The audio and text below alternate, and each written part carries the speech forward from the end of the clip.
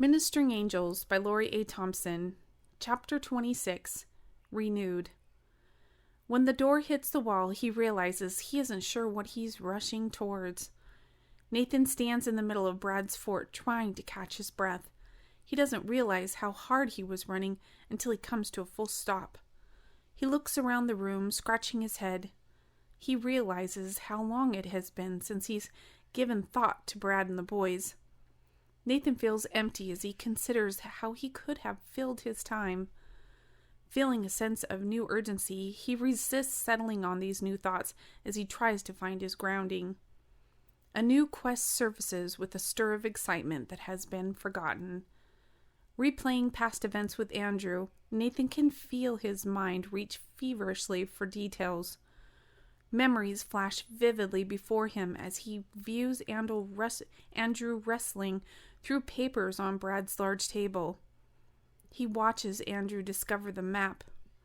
Nathan walks over to the table as the scene he is viewing dissipates, and the real Nathan takes his stance where the vision guided him. The hustle and bustle of the apparition is replaced with slow and deliberate movements of Nathan's physical form. Instead of Andrew searching for clues, he begins to shift objects to allow secrets to unveil themselves. Sliding his hand over the surface of the map, his fingers point as his mind recalls significant noted events. Scenes of boys laughing and playing present themselves as whispering mantras of harmony. His love for the island and the boys swell in his chest, yet the longing for more nestles in as he reads Brad's notations next to a sketch of the big stone.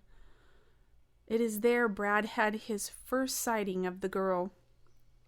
A familiar desire resurfaces. He leaves Brad's space to seek the stone, to once again hold it and wonder of its markings. The stone carries clues of the more he yearns to experience. Nathan hadn't taken the effort to hide the stone, but he is sure he had placed it safely with great care in his room among many of his other precious island pieces. Yet when he looks through his things next to his bed, the stone isn't anywhere to be found. Thinking back to when he had placed it in his room, Nathan never considered someone would take it.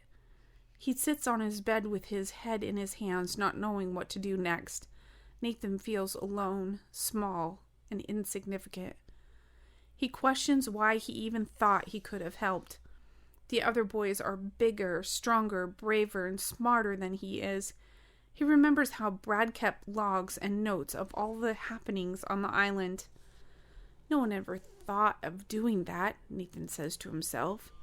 Nathan looks up from his crouched position on his bed. He doesn't dare move too quickly, thinking that if he does, he might chase his thought away. Is this really that big a deal? He wonders out loud to himself. Thinking back over the past discoveries, he tries to align the information.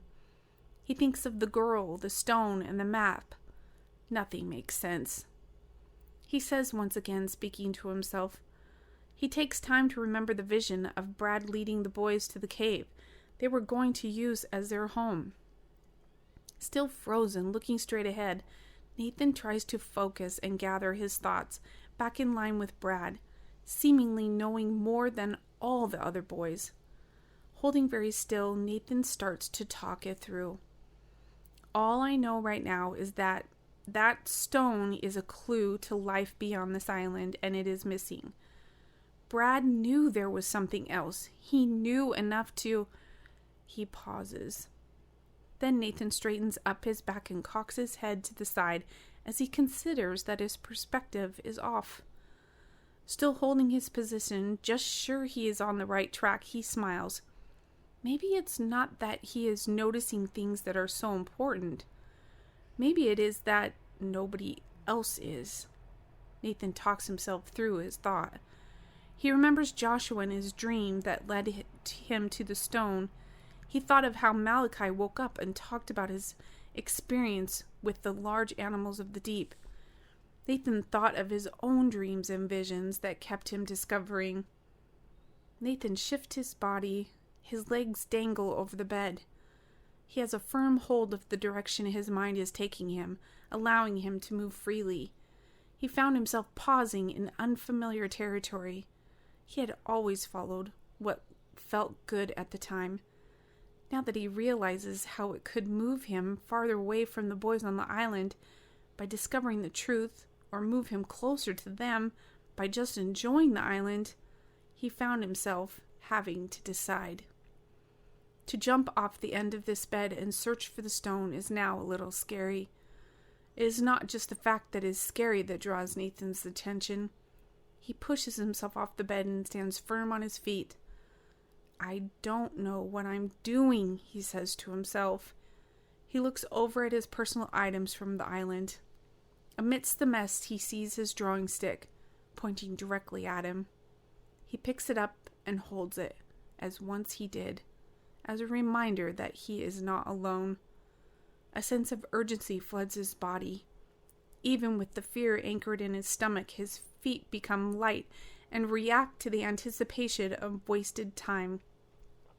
Nathan can feel the tug at his back as his legs launch him forward. The decision is made, but a lack of assurance remains. End of chapter 26.